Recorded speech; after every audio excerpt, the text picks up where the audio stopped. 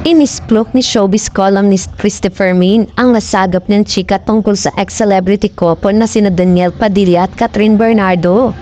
Sa latest episode ng Showbiz Now na, sinabi ni Christy na hindi pa kalat at mangilan-ngilan pa lang daw ang nakakaalam sa umano'y pagpunta ni Daniel sa bahay ni Catherine kamakailan.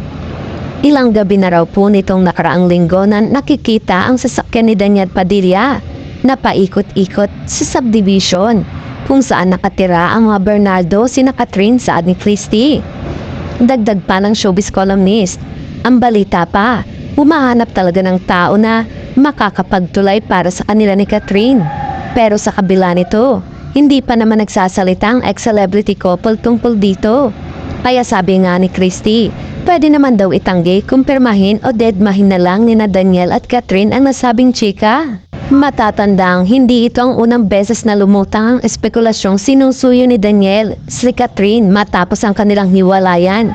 Sa isang episode ng Showbiz Updates ay pinag-usapan ng tungkol sa kumakalat na video clip ng paghalik ni Daniel sa noo ni Catherine.